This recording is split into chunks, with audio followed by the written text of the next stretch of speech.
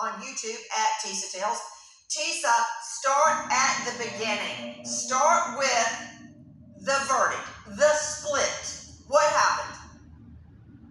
When the jury walked in, everybody was on pins and needles. I'm not gonna lie, everybody in the courtroom expected him to be guilty on at least the sex trafficking. There was a somber tone. They walked in, and when they said, "Please read," and they said, "What do you find me?"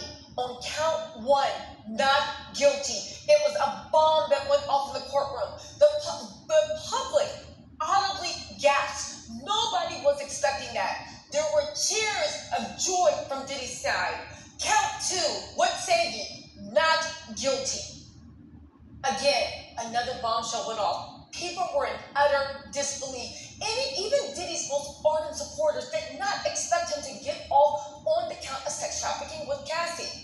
Count three, when they said guilty for transportation of a prostitute, when they said guilty for the mayonnaise, that is when Diddy's team actually cheered. Yeah, that's all right. Okay, come on. Almost like we were watching a pro football game. When the other ones came in after that, there were jaws on the ground. It was unbelievable. People were looking at the jury, searching into how they could get a verdict in this day and age. They heard Cassie's mother, the 20,000. They heard Capricorn Clark. They heard about the savage beatings. And it was unbelievable that the only thing they said was prostitution. And that is because Daniel Phillips, in his testimony, actually said, at least I'm guessing that it's because, that he got paid to have sex for money. It was a travesty. It was an all-out circus. Everybody, including myself, are running to safety.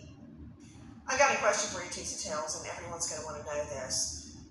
You're in a car right now. You had to leave the courthouse. Why?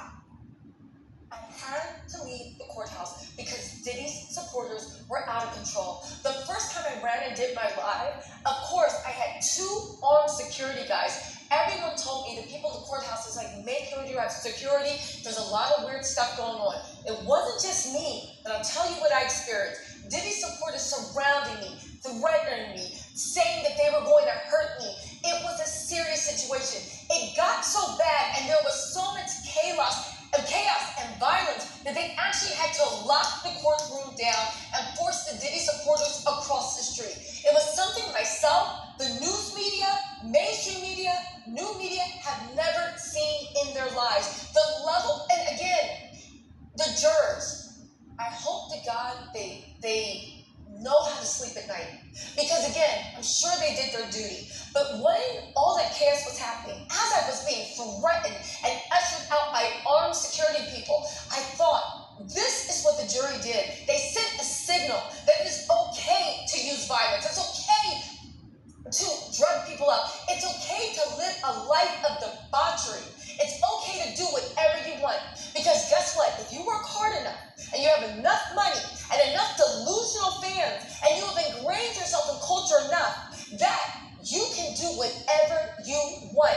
And 12 of your peers will look the other way. Again, this jury was shocking. Tisa Tells, when you say that Sean Combs supporters threatened you, what were they saying? They were saying, you effing B, we're going to kill you, you effing B. You work, apparently I work for the feds. You're a plant. You made this all up because of you. Again, they're not too smart.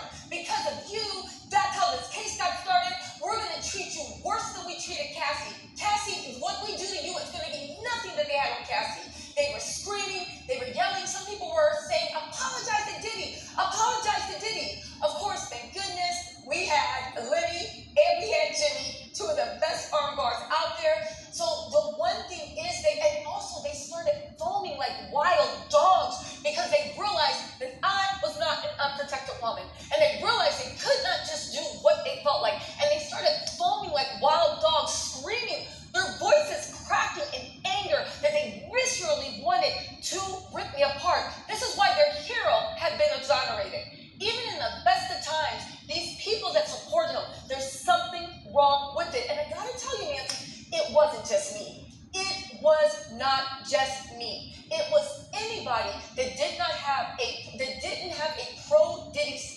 from the beginning, that's who suffered. Joining me in All-Star